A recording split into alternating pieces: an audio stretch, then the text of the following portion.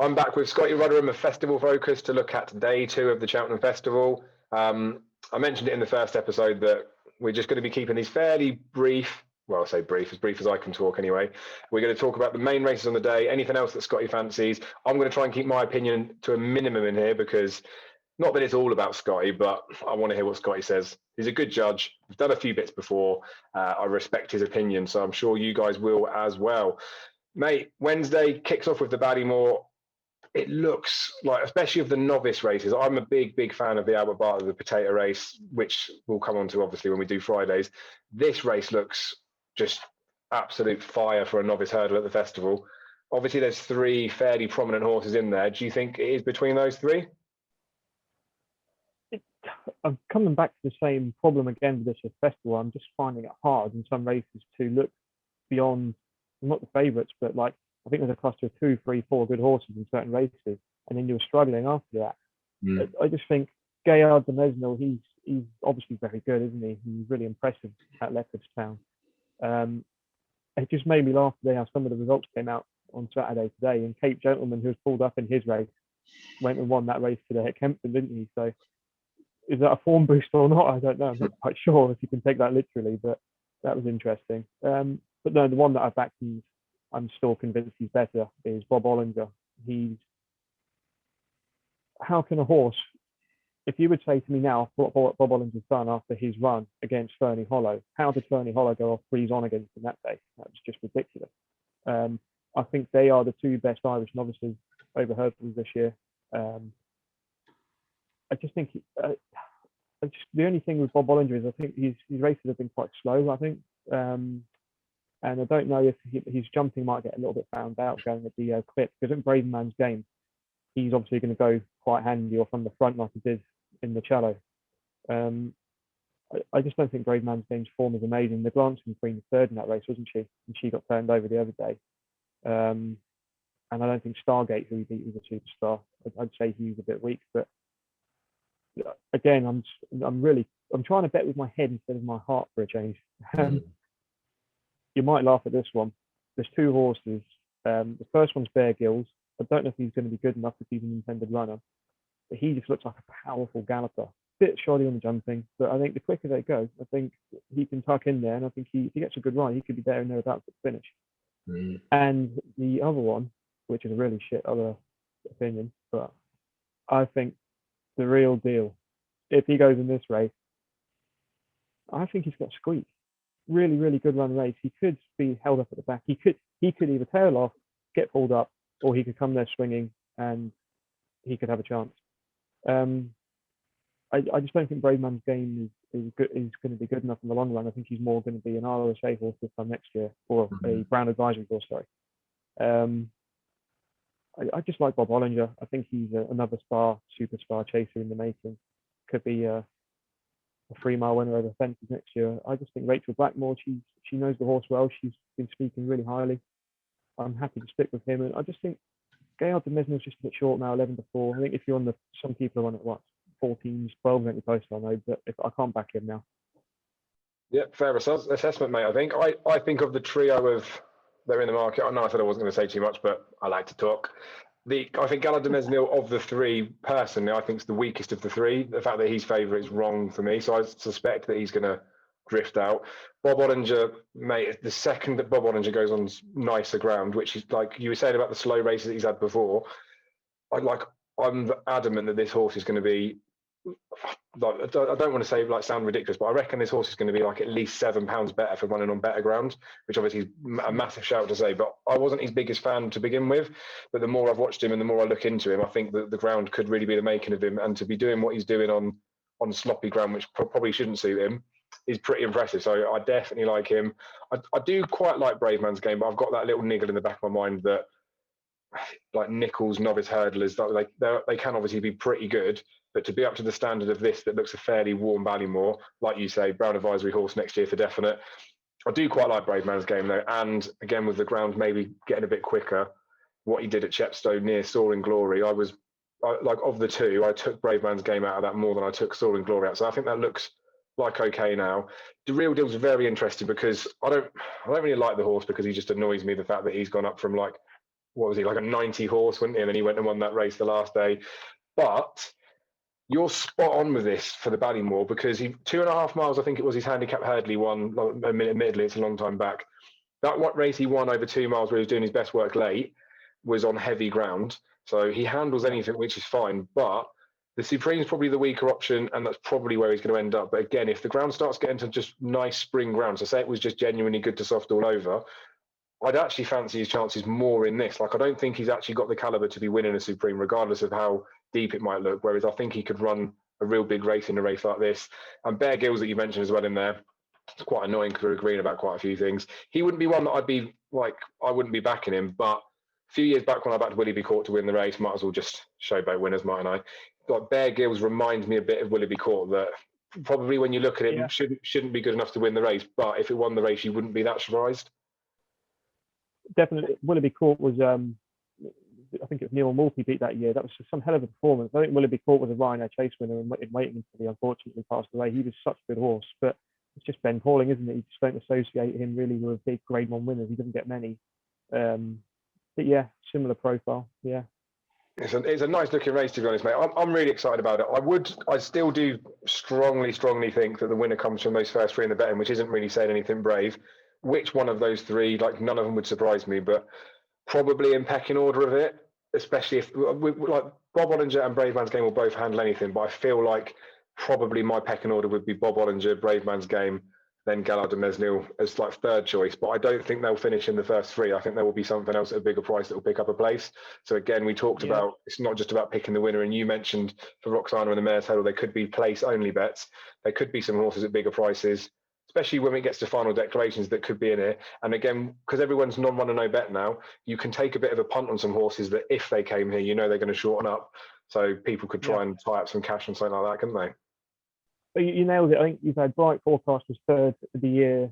City Island won at 25-1. You had there's a couple of other big pots. Ballyalton came second to Phoenix 20. It's just a lot of it depends on tactics. Something just stays on the back and will nick third. It happens. I think Brave Man's Game, it's like going back to him. I think Nick, I might be sounding ridiculous, but I can't remember a top 3 mile, 2.5 novice hurdler Nichols has had at the festival in recent years as a novice. I think kind of Gold Cup, I think 11, 12 years ago was the last one I can remember. Came second in the Albert Bartlett. I just don't associate him with those type of horses. Yeah, and because I think his ethos as a trainer, really very much how I class Gigginstown Stud as, like, buying horses, that they're really looking for everything to be over fences and potentially everything to be a Gold Cup horse, aren't they? And I know that sounds a bit ludicrous because obviously it depends on trip and things like that, but we know that he's more about fences than anything else. But Brave Man's Game's forced their hand of it, hasn't he? They've gone down the same Denman route, and I don't want to make too many comparisons between the two, but obviously Denman looked the winner of this race and didn't win here, but he came here off the back of running in the Challow Hurdle that was rearranged and run at Cheltenham, so he actually had the Cheltenham form, didn't he? This will be his first spin round there, as it will be for the other two, but who knows? But he's got that, the Chepstow run was good enough for me to think they were like Cheltenham. I think he's definitely got a chance, but he's like short enough now, and he at 4-1.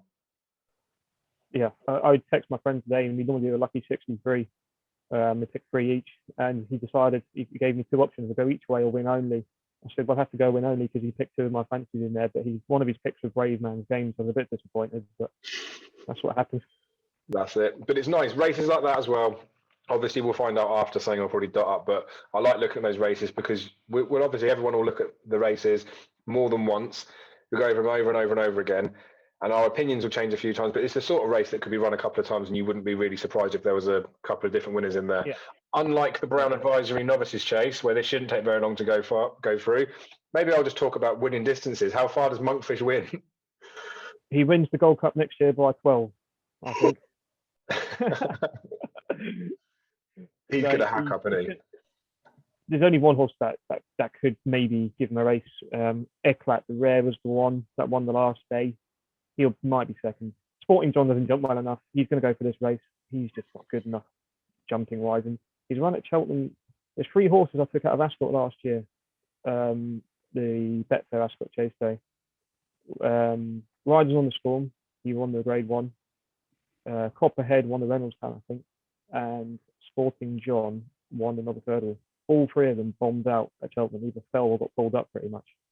And I don't know if that was to do with Sporting John underperforming last year. I just don't think he handled the course. So literally, Monkfish is going to win. He's going to win. He's going to hack up. He is the banker of the meeting with Envoy Allen, who we'll talk about later, not for long. But he's going to win. But from a betting perspective, this might sound sad. If you've had a good day one, if you're really into this kind of bet, before he runs in the second race in day two, stick a tenner on him to win the Gold Cup at 7-1, because he will be 3-1 favourite after this. Yeah, there's a fair point, and they're nice way to do it as well. Because if it's too short for you to think about it, I know people might not want to tie money up, but you might have refunds from free bets, all that sort of stuff from the day before. But it's as good as backing a winner, isn't it? If you beat a price anti-post, and let's not forget, if he runs creditably in the race, maybe even gets beaten, the value bet for the Gold Cup's still going to stand until next year, because that's where he's going to be going. Album Photo fell behind Presenting Percy, didn't he, in the RSA, and then went and won a Gold Cup. So I know they're very different horses, but it's not a bad bit of advice there, I don't think, mate. I think latest exhibition, everybody knows he's going to run some kind of race. He's got festival form. He won't get as close to Monkfish over fences at the festival as he did over hurdles. The only other one that I think could sneak in, he's been running against not great horses this year. Next Destination, he came third in the Ballymore behind my boy Scampo all those years ago. And he stayed on really well. I think he jumps pretty well, and every time the season has ran, I've taken him on. And I've been quite surprised how well he came back, and Paul Nichols has done a great job getting him back. I think he's won the big breakaway. A lot of people have probably got him anti-post at big prices, but I've given up on him. I just don't think he jumps well enough, and I think he's just not gonna win. Simple as that. Yeah, fair enough, mate. And you're like nailing it there. That people would have been on big breakaway at bigger prices. Like, they're not going to want to particularly tear up their slips, because he looks like he's got enough like raw ability to run well, but he is going to need like Monkfish to balls up, as most of them are. Next Destination, when I did again on anti-up, I put him up early in the season for National Hunt Chase. I know the owner, Malcolm Denmark, he loves runners at Cheltenham. Harry Cobden, after the last run on Next Destination, said that he looked more like an Aintree horse. So it makes me wonder, like, slightly with this. The thing with that is, like you say, he was behind Sam Crow in the Ballymore. So I don't think that he doesn't like Cheltenham in the slightest. I just wonder whether Harry Cobden's more thinking, wrap him up, miss Cheltenham, don't run against Monkfish because you can't beat him, and then he'd be fresher for Aintree. And then maybe the owner, Malcolm Denmark, saying, no, I'd like to have a go there. But I mean, I'd give him a little bit of a chance. I would have preferred to see him in the National Hunt Chase myself, but they've chosen to go this route, and maybe with a horse that had a long layoff, they just don't want to risk the grueling test that would be that National Hunt Chase. And Eclair de Rire, I put him up for the National Hunt Chase when Next Destination looks to be coming this way. Like a little bit punty, but I just thought he was too big a price for that. Obviously ran well. He jumped really, really nicely, didn't he? And then they've said after they're coming for this race. So great bits of anti-post advice there from me. Although I did tell people to cash out and switch it, but whether you can or not is a different story, innit? But I think it looks a really nice race for places in behind. I do just expect, probably similar to how Presenting Percy won it, that Presenting Percy just literally blew me away. Like, I didn't expect him to win, didn't expect him to do it in that style, obviously, and he was really emphatic. I'm just hoping that's what Monkfish does, proper blows us away. I think he will, mate. I think he's obviously got pace at the last one over 32 mile 5, didn't he? He's obviously got pace. He stays. He's just a complete proper racehorse. I just really like him. Good man. And latest exhibition, I don't know what's definitely been confirmed, but Paul Nolan said that he's got this wonderful racehorse and he keeps bumping into Monkfish, and he could be going to other races and winning some prize money, like getting some first next to his name. The fact that he mentioned that, whether it was just sort of pre-match banter before going into this race, but it wouldn't surprise me if he didn't even come over for Cheltenham when they think about the likes of Fairy House or somewhere else where maybe he hasn't got to bump into Monkfish. Because if you take Monkfish out of the equation, maybe they're thinking if he goes in somewhere a bit fresher, he could win something else.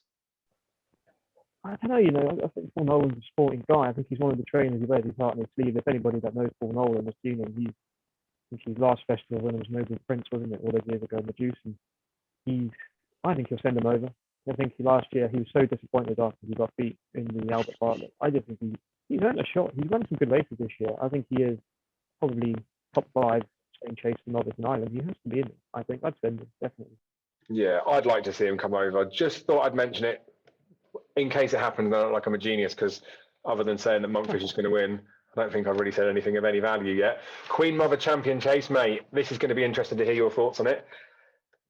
That's it. Like, I don't want to say anything about this race at all, really. I may maybe mention something after, but I'll try and, I probably don't want to say it. I'd like to know your thoughts on the Champion Chase, mate. How do you see it panning out? Okay. Last year, I was Altior. didn't run. Then I thought Chacon Francois didn't run. I was anti Defi de Soy, and ended up sticking him in a double with Envoy Allen just because he couldn't not win, and he ended up pausing it up. So I thought, right, Chacon Francois has to be better than that. Like, I took him on again, and then just the last day he blew me away. He's won me over with that last performance.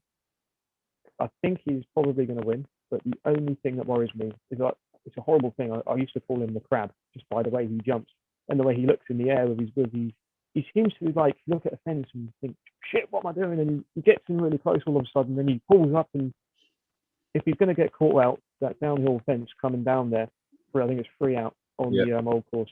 If he's gonna get caught out, it'll either be by that or by the hill. I just think Politolog just got given a master ride last year in one of the worst renewals I've ever seen.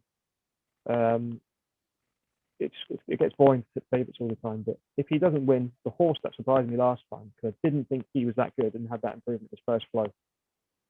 The only thing is it's just the ground first flow, isn't it? He needs to have some cut in the ground, I think. He's one that I've backed and post at 14. I just don't know. I just don't think he's good enough. But looking at the market, the only other one that I'm slightly interested in, and I backed him last year for the Arco, he didn't even turn up, it was Nube Negra.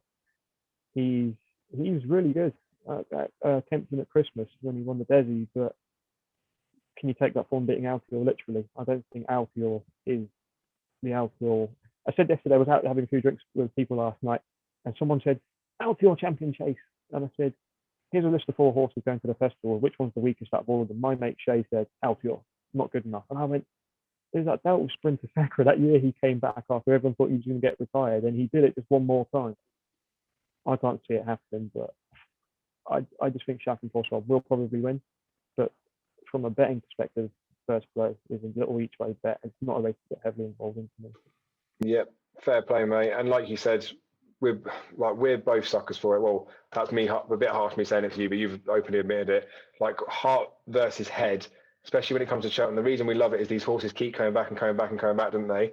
I'm Altior's not his biggest fan, but I'm a big fan of Altior, and I do really think that you have to just be like thinking of miracles and dreams, and it all just seems like a nice fairy tale for him to win. Like if you actually still think he could win a champion chase after what he's been doing, and you shouldn't be backing a horse off like hoping that it's the best result just because it makes sense. It's all logical. Like everyone's saying how Champ's going to win the Gold Cup because that's a dream. Obviously, we'll come on to him a little bit later on. The way the form is, like you say, Chacon Francois obviously hasn't been around Cheltenham, so there are potential concerns with him, but given the fact how weak the race looks behind him, he's the one, isn't he? He's got to be the one. The only other one I'd give a little mention to is if she turns up, is Put the Kettle On, but I'm not sure if she's going to go for the Mare's Chase. You can't argue with her course form. Mm-hmm. She'd definitely be a good each way bet at 8 if she turns up. But that's just depending on declarations, that one. Right? Yeah, I think the view is that her and Notebook will be coming here. I think that was the last that Henry de Romed said. Obviously, things could still be open to change because if Ellie Mae doesn't turn up, maybe they might switch. But yeah, I think she might be coming here. And obviously, she's the Arco winner from last year. She should be running the championship, shouldn't she? She deserves that chance. Yeah. Yeah, and then even So Royal beating Champ, like I know I was going to say it was you and I wasn't going to say too much, but with the way that the ground's moving about, all those sorts of things, we talk about first flow probably needing a bit of cut in there. If the ground came up good, like that would be another thing that would worry me about Chacon Francois, especially with a horse that's frail and all. Frail's a bit harsh, but you know what I mean. Like he wasn't easy to train last year. They had the stone bruise, which could happen to any horse, but before that, had a long time before he saw him on the race course. If the ground came up quite nice, I mean, Darryl mentioned this to me the other day. Obviously, we're betting on one and no bet now. He's a 20s poke. All I mean is on a ground angle. If the ground came up fairly quick, I think he would end up being a bit too big a price. And he was second behind Altior in a champion chase before, wouldn't he? So that he might be one potentially thinking about. Maybe place. I don't know. It has to be bone dry for him. He is so ground dependent, isn't he? I was just, there was a preview last year, someone else did a preview and they tipped him up for this race, so I just thought no chance. But he just seems rejuvenated this year. He just seems, I couldn't see him being far away, jumping the last, might get better, but I think that's about as good as he is. He won't win. The champion chase, like Chacon Francois' race for the taking, I think, isn't it? Yep, it is, but favourites do get beat sometimes. Yeah, but hopefully not this one. What's up next? Oh, do you want to talk about the cross country or shall we swerve it? I'm not bothered about it, to be honest. Haven't got a strong opinion in it this year, to be honest.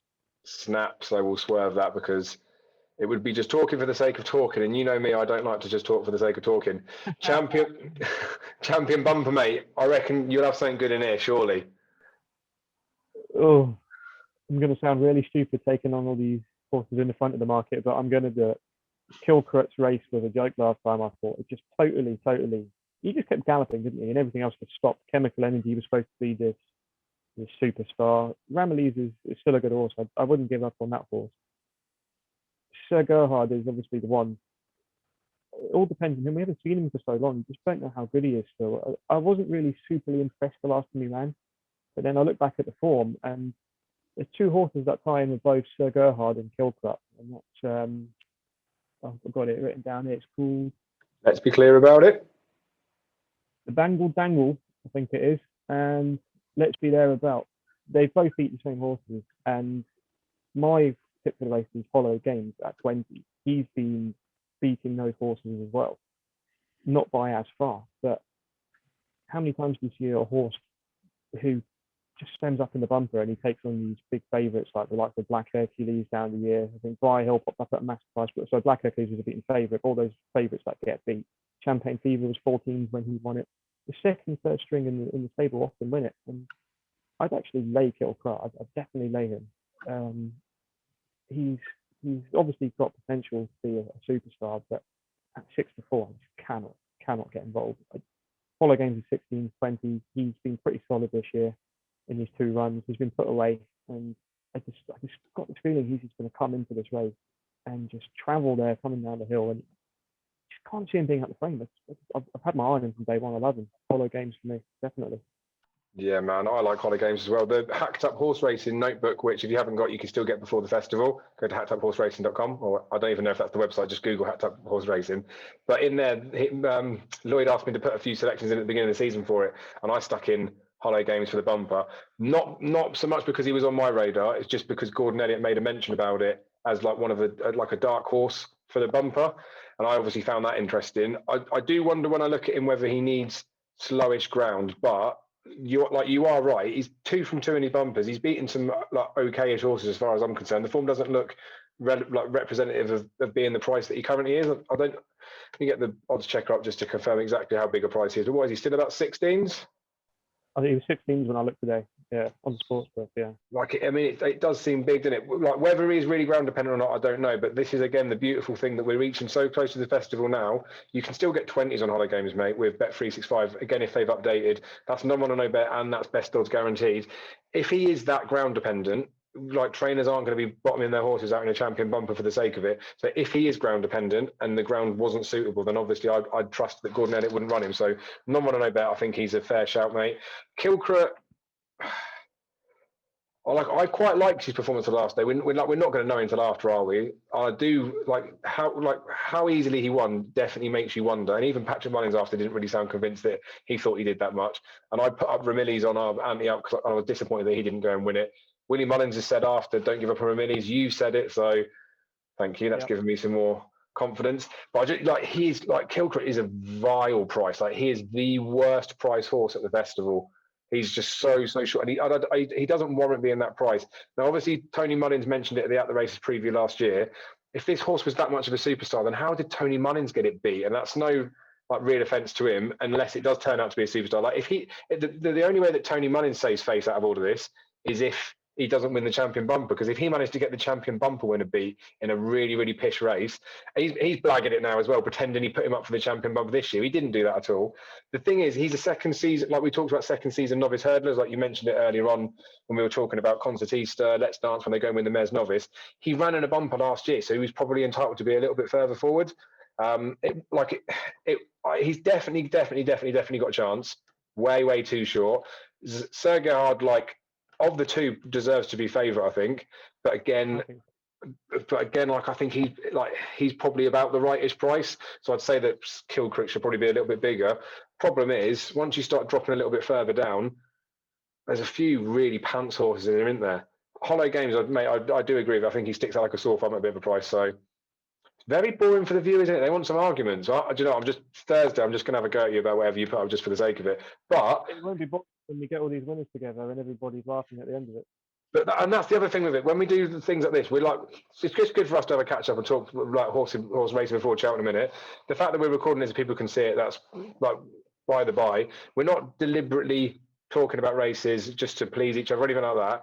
This is literally what you fancy for the races, and again, ones that I like as well. So this is probably why I like talking to you, mate, because we agree on so much. All the people that disagree with me, I don't want to do stuff with. But it's nice. It's confidence boosting, and sometimes you don't want to be just looking away from the obvious. Although in the champion bumper, potentially you are right. There's a couple of other races on the second day that are like maybe worth talking about, but obviously it depends if you've got a fancy in it. There's the Coral Cup, and then there's the, I want to say Grand Annual because they've moved it about, isn't it?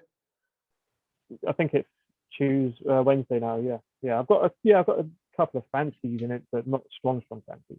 Go on then. Coral Cup. Trying to find what I wrote down earlier. Actually, Thomas Darby. He is the one I'm waiting for to rock up in a 2.5 mile handicap. He came third. He came swinging at Kempton behind McFabulous, and he just obviously got beat by a good horse. Ollie Murphy's had a quiet season, hasn't he? Itchy Feet came third behind him and Classical Dream in the 2 Springs. I just think Thomas Darby's a decent horse on a better terrain. If it's good ground, Coral Cup, I don't know what weight he'll get. He is definitely a bet in that race each way. He's almost a grade 1 horse, I'd say, on his day. I think he could be that good. And he could be sticking out like a sore thumb. Remember that Tombstone went off about 7-2 favourite one year for this race. Thomas Darby could get absolutely smashed and go off, not 7-2, but he'll go off probably 6-1 favourite on the day, I think. So I'd get on him now, whatever price he is. I think he's still about 16s, I think. He'd definitely be one for that. And for the Grand Annual, there's 2 I like. The first one is not so obvious. It's Iblio, but he could run in the plate instead. So I've put him up for both. But Iblio for Venetia, my mate actually likes him that much. He's backed him to the Ryanair, which is a bit crazy, I think. I think he's seen the ASO angle from a few years ago, the same owners and trainer. I think he went for that. But I just think Iblio's a good jumper. He's pretty solid. He'll be up there, and he always runs a good race. But the one for the Grand Annual, who it was going to be Entukas, but I've gone off him. I'm going to name some horses that this horse was run against this year. Easy Work, the horse we lost, he came behind him. Andy Dufresne behind him. Energumen and Franco de Port, and that's Embittered. I really think he has been just jumping, placing, small fields. I think the quicker they go, Grand Annual suit him right down to the ground. I think he'll be up there in the weights. He won't be like well in, I don't think, but he's definitely one I got my eye on for that one. Very nice. And he's one of those horses I can be a bit harsh with some horses. I don't think he wins very often. And again, it's not always potentially looking about the winner. Like you can get some each way, whether it's doubles, all those sorts of things. So it's worth hearing those bits. So, and I've not really got a strong opinion of the Grand Annual either. So last thing I can be doing is digging it out.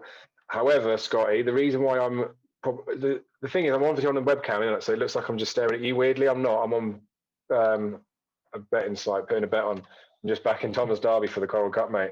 Sold. Sold to that man. Mate, do you know what? He was second in the Supreme when he was behind Classical Dream, and they both had issues. One of them, Itchy Feet bled, or Thomas Darby bled. Like they both had issues after the race, I think. Not that means that they would have necessarily beaten Classical Dream or not, and whether that's anything impressive still remains to be seen. But you are right with him. McFabulous runs tomorrow as well, which is the reason why I've stuck the bet on tonight. Not that people are going to fall in line with it. He goes up against Brewing Up a Storm for Ollie Murphy, didn't he? Yeah. The reason I've just quickly started that bet in gung ho is I know that the price is never going to get any bigger, so I can decide what I'm going to do with it after. But the 2 ways that race pans out tomorrow, I mean, McFabulous is going to win because he's a much better horse, but McFabulous wins and then the Kempton form looks even better. Or Brewing Up a Storm goes in and everyone says, whoa, Ollie Murphy's on fire. Look at Thomas Darby at Cheltenham. So whatever happens tomorrow, it's probably going to boost him. But do you know what the funny thing is with Thomas Darby? When he ran at Cheltenham and he beat Elixir Donuts the first day, I looked at Elixir Donuts and I said to a mate, because I like 2 mile speed, Elixir Donuts is an Albert Bartlett horse. And then he said, yeah, but what the fuck about Thomas Darby, mate? He was really impressive there, wasn't he? And I was like, well, we'll just have to see what he does. It was good ground in it. I think he might be a bit ground dependent. Obviously, he's not. I put him up as a lively outsider for Cheltenham when he came second in the Supreme. So again, blow my own trumpet, why not? But he proper handles nicer ground, so you wouldn't give a shit what happens with the ground when it comes to him coming into the festival. Like weight wise, he might be I don't think he's not on a workable mark. Like I think he could win. It's just like what happens with the Irish horses, but he's like always there or thereabouts. Admittedly, most of his runs apart from that Supreme have been in like smaller fields. But Song for Someone, I know he got battered by Goshen, and I know that no one should be talking about him as a champion hurdle horse because it's just not right. He's not good enough, I don't think. But he is obviously a good horse and he's doing well this season. Thomas Darby gave him £7 and a beating when he beat him at Ascot, and that came on really, really slow ground. That was heavy ground. And like I said, I think Thomas Darby handles anything, which he's obviously shown there, but he's beaten a good horse. So it's not like he's rated 155 for no reason. Like you say, behind McFabulous, mate, it's a good shout. I've backed him. Well in. Fingers crossed. Well, who knows? I mean, Grand was the one that I did back anti-post for it, and I think has got the maybe the profile. I think stepping up in triple suit him, but mate, I mean Thomas Darby would definitely be one of them that, if I remember, well, when I do go through the form, I might have potentially squeezed him out myself, but yeah, I'm happy to chuck a score at him. Perfect. Nothing else for Wednesday then? But no, that's it for Wednesday. Superb. Well, you've cost me some money. Hopefully we don't disagree on Thursday and Friday because I don't want to bet anymore really. But if we do, or you give me something that I've not thought about before, I'll be back on again. So I'm going to crop this again. This will be Wednesday finish, day 2. There'll be a link to Tuesday's video. There'll be a link to Thursday's video. 100% guaranteed I've got my thumbs the wrong way around. If you're watching it on either of our Facebook channels, then go to YouTube to find the other one or check through the Facebook pages. And yeah, we'll be back in a sec.